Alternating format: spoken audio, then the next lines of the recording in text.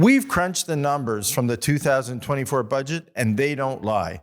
Canada doesn't have a revenue problem, but we sure have a spending problem. Prime Minister Carney promised us a budget, and we're ready to see it and understand it. But when is it coming? After a lengthy prorogation, Parliament heads back into session on Monday, September 15th, and we can't wait. Stay tuned to True Patriot Love for a deep dive analysis into the 2025 budget. In the meantime, we've combed through the 2024 annual report and financials to bring you a budget analysis you won't find anywhere else.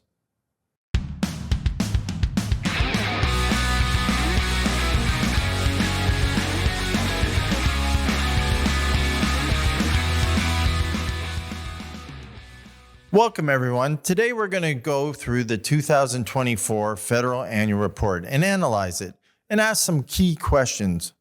We have a critical time coming up in our country, and our 2025 budget is going to be very important for our future and for Canada in general. So today, we're going to jump right in. I'm going to take off my coat. We're going to go down and we're going to break down some of the revenues. So people ask me all the time, where do Canada's revenues come from?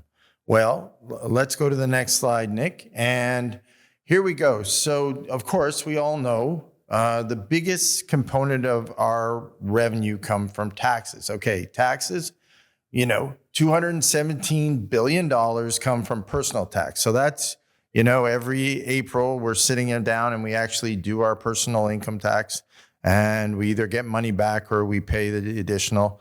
When we get our checks, it's the tax we pay on our checks. So $217 billion come from personal income tax. Then corporate tax. So the companies that grow and thrive in Canada, of course, pay income tax. And that equates to about $82.5 billion, big portion of the pie. And you know what? That's been growing quite a bit over the last few years. Non-resident tax or revenue, that makes up about 12.5. GST 51.4, a lot bigger number than even I thought from a revenue perspective for the government. Energy tax 5.6, that's been pretty constant over the last 10 years and remains so. And then, of course, customs import duties. I thought that would be a little higher, but it's also 5.6. Custom import duties make up less than I thought. Other excise tax, about $6.8 billion. And then, of course, employment insurance premiums. That is a big number, but that actually pretty much covers off what our unemployment in the country is right now. So they kind of net each other. And we'll talk about that more when we get into the expense analysis portion of our podcast, which are the podcasts coming up over the next few podcasts. Other revenue, this is kind of all the fees the government charges, whether it be for passports, whether it be for rentals or whatever. We'll go through that. It also has interest and foreign exchange in it. And then, of course, the carbon tax or the pollution pricing proceeds, which is my favorite. It's always hard to say it 3 times. It's a tongue twister. That's a big number, and that's actually 10.5. You'll see when we do the expense analysis, a lot of that gets rebated back to us. So, the government of Canada's revenues for 2024 are a whopping $459.5 billion, a really good revenue number. And now what we're going to do is we're going to go in and we're going to talk a little about each of the sections we just outlined. And we're going to tell you why probably there's a little bit of growth potential, but not a lot. So why don't we go to the next slide? When I looked into it, I was very curious to see how we had done in our revenue to GDP ratio over the last couple of years. And I found this chart in the annual report for 2024. It's a good chart, but what it shows is kind of a smile, as you can see, which is not a particularly great thing, because ideally what you want to see is GDP grow and you want to see government revenue kind of stabilize. So ideally you'd like to see it go down. So on the right side of that chart, you'd like to see it tail off. unfortunately, we're growing back quite a bit. So not the greatest chart for Canada as a growth potential. And we're going to talk about GDP on shows upcoming and try to figure out why the GDP is not growing and why we're not as productive. But I'm going to leave it and put that aside for now, because I think that's a whole other couple shows that we can jump into and I think we'll enjoy. So as we go to the next slide, you're going to see we're going to delve into personal income tax. So as I mentioned before, personal income tax is $217 billion for 2024, right? So up 32% from 2019.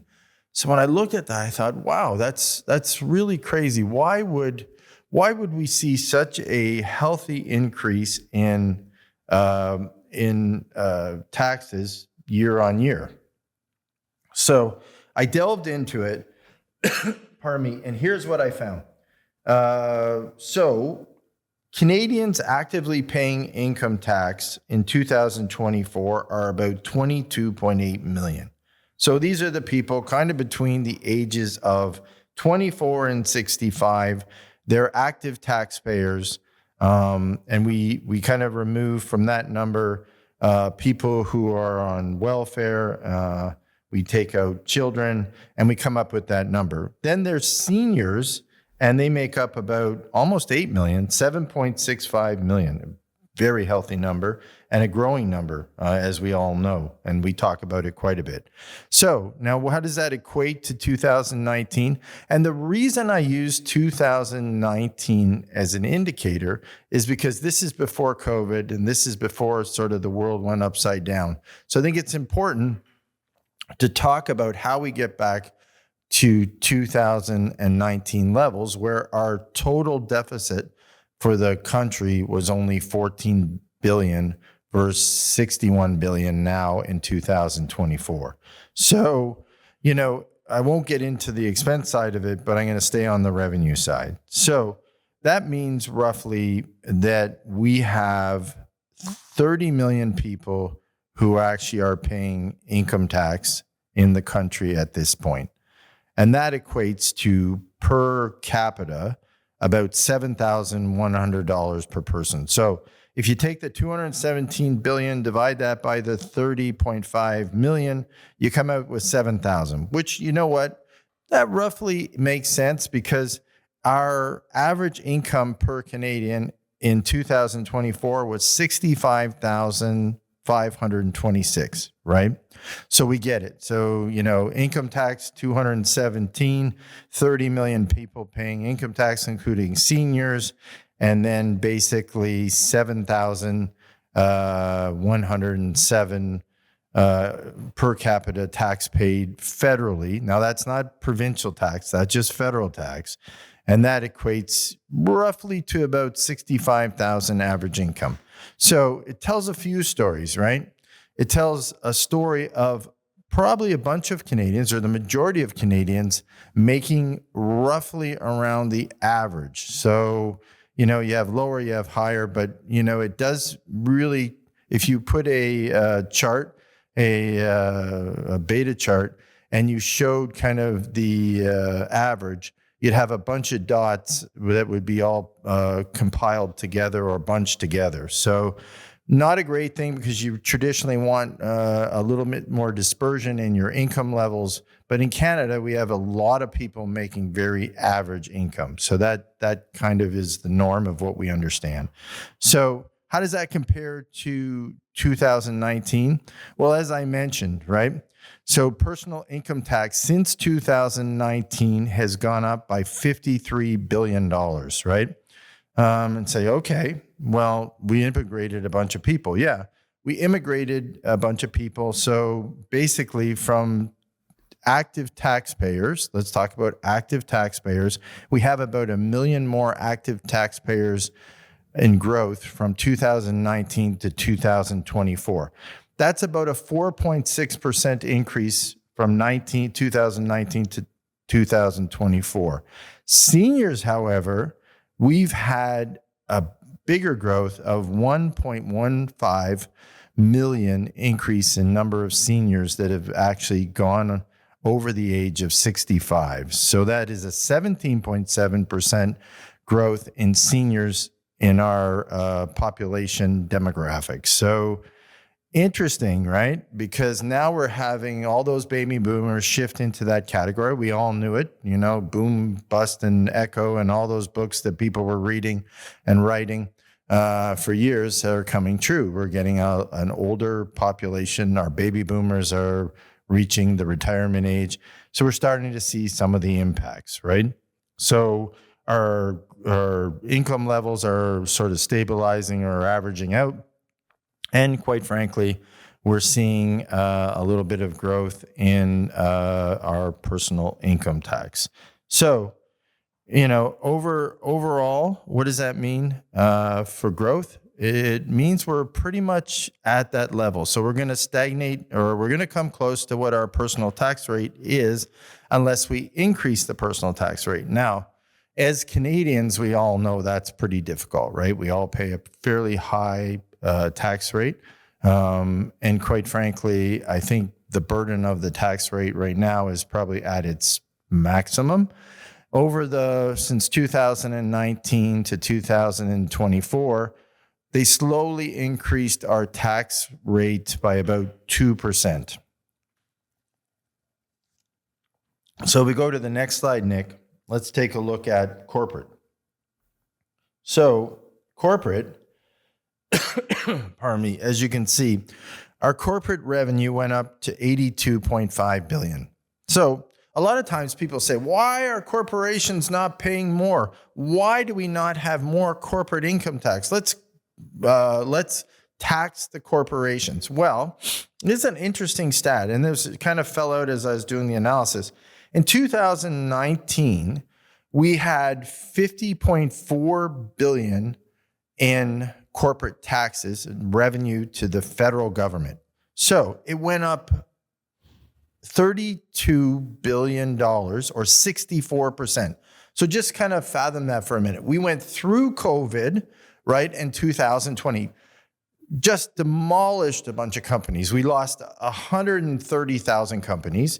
And quite frankly, most of the time, I don't know if many people know it, in Canada, we roughly, this is a pretty rough number, but it's kind of a rule of thumb that people use. We roughly have around 100,000 new companies start up a year. So throughout the country, we have roughly 100,000 new companies start up, and we have roughly half closures, so 50,000 close. So the net on an annual basis usually is around 50,000. So, if you look at between 2019 and 2024, you would have thought we would have had, if without COVID, we would have had about 250,000 new net companies, but we only had 130,000 companies.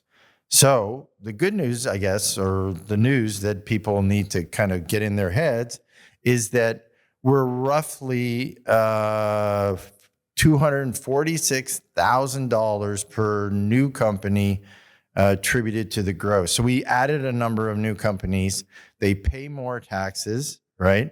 And quite frankly, I think if you really look at it, and we're going to talk a little bit about other corporate taxes coming up, we're probably at the top end of what corporations can pay in Canada. If we want to keep corporations in Canada, I don't think we can go to the well and keep taxing much more. So that's my analysis of corporate tax. Now let's go, Nick, to the next slide. GST, right? We all know it. We all hate it, quite frankly. Yesterday I bought a fridge. I hated paying my GST, but I did. And we all pay it every day of our life. So this is a big nut, right? $51.4 billion in 2024, right? Up $13.2 billion from 2019. So we had a growth of roughly 35%. So 35%, right? So if you look, people actively paying GST, take out kids, look at our population in 2024. We're looking at roughly $1,500 per person. compared to $1,200 per person. So that's a pretty healthy growth number. So it's gone up as an average of our income.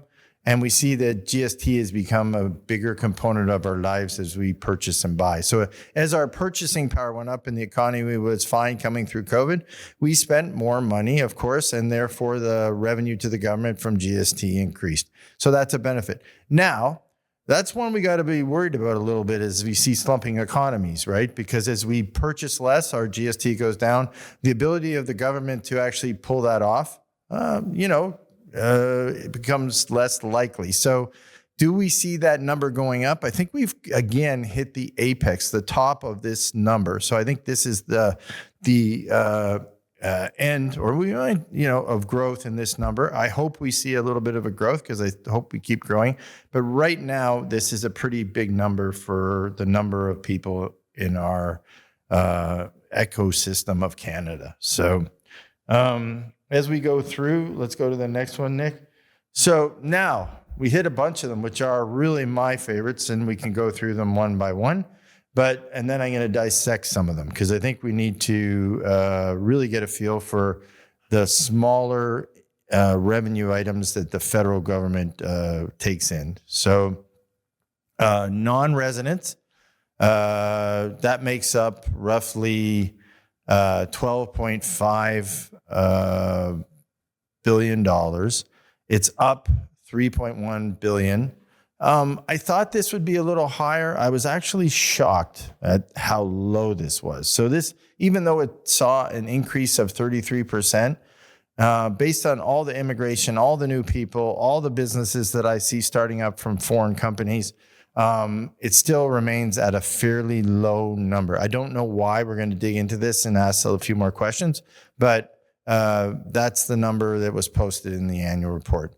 The next one, this is one we all know. We all pump gas, we get diesel, we fly, so we use aviation fuel. The next one is energy tax, 5.6. It's a very stable number. It goes up and down a couple $100 million a year, but that one in essence will stay the same. Probably we're not looking for too much growth up or down on this line item in the annual budget going forward. Custom imports duty, and this is based on transfer tax, or transfer prices. This one's way smaller than I thought. So when we were going through the revenue line items, I came across custom imports. I thought, wow, I see a lot of companies from India, China, Taiwan, different places coming into the country. They're bringing in amounts. I assume the transfer pricing is why this is a lower number than I thought. You come in, you bring a good in for 10 cents, you sell it for $4, but you're paying duty on the ship transfer price, which is 10 cents. So I think that's really why we're seeing a lower number. I think this is a unique opportunity for Canada. And I'm not talking like we're going to be a Trump here, but I'm talking about for creating an average duty mechanism so we can actually partake in some of the benefits of importing items into Canada and allowing companies to import in. I think, unfortunately, sometimes we're a little bit too generous in Canada, and we don't be more open and forthright with our partners as far as how we should be participating as a country. So I think there's a great opportunity here. I think we can actually find some value and some revenue here. But is it a lot? I think it's, somewhere in the 5 billion range, and I hope we look at it as a government going forward. Other excise taxes, these ones we all know, and I don't think we can do much more with these. I think there's also a risk that these will go down. So these include taxes on alcohol, tobacco, cannabis, and other luxury items. So $6.8 billion, it's a big number for that.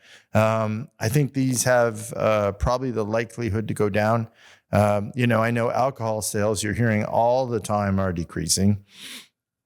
Tobacco, I think, is kind of hit its lowest level now. Cannabis, we'll see. I don't have a lot of opinions on where that's gone. It kind of spiked up, spiked down. It's leveled off. So let's see where that goes. And luxury items, we're all paying large excise tax on imported luxury items. The next one I mentioned, employment insurance premiums, big number. Those come again from the companies, from the corporations, employees. So I think 29.6 billion.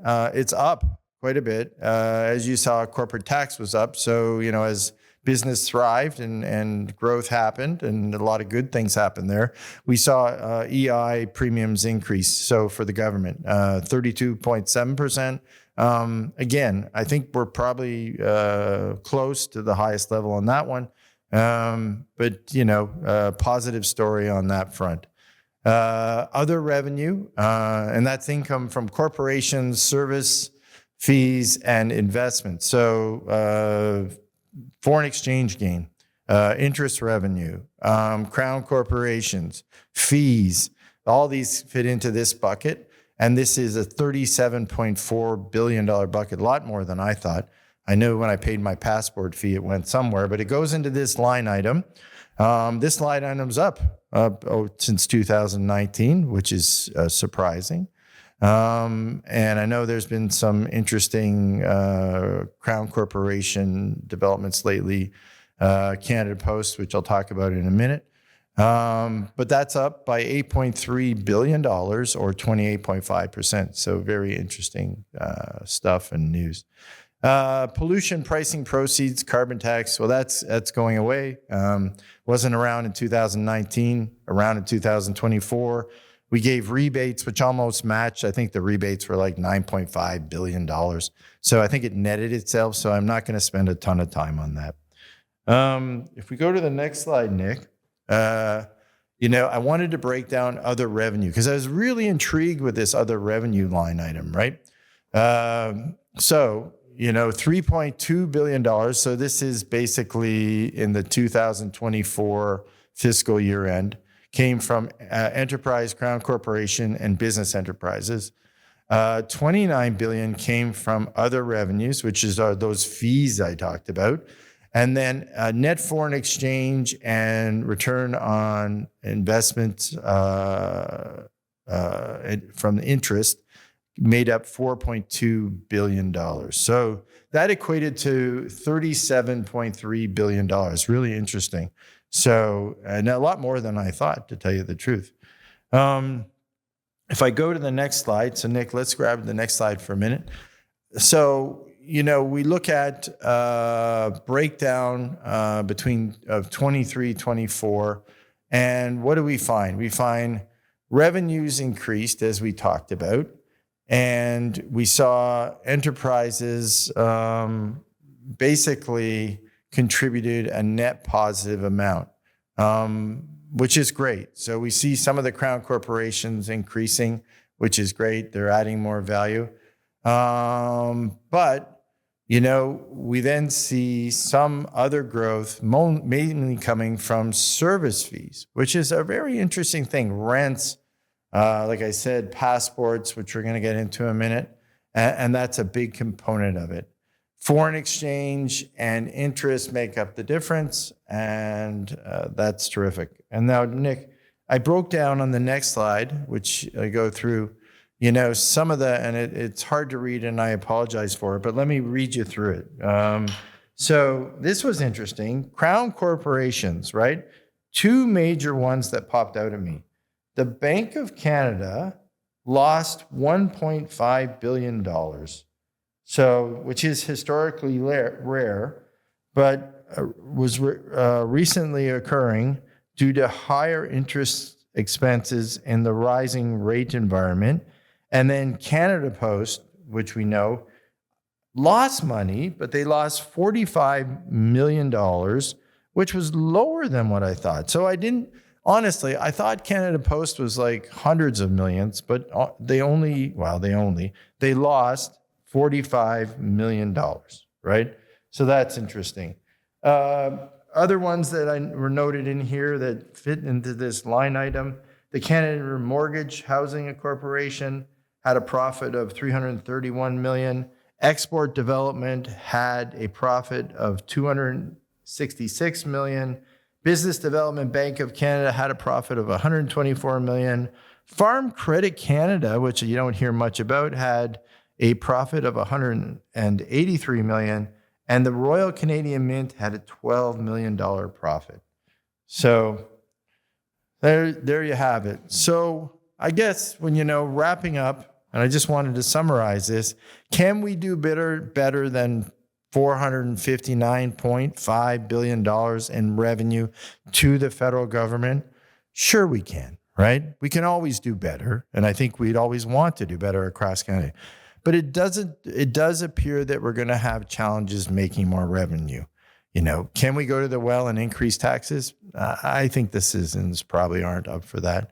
Are corporations already contributing a substantial amount? Yes, they are. You just saw that in my analysis. Our corporate taxes has increased. Our EI has increased. All those things that corporations contribute to our society and to our tax base have increased substantially since before COVID, coming out of COVID.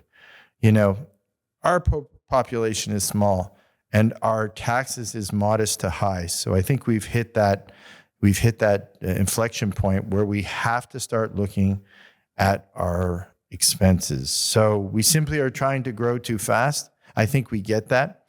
Join us in our next show, and we're going to examine Canada's key expenses and debts challenge. So we look forward to seeing you.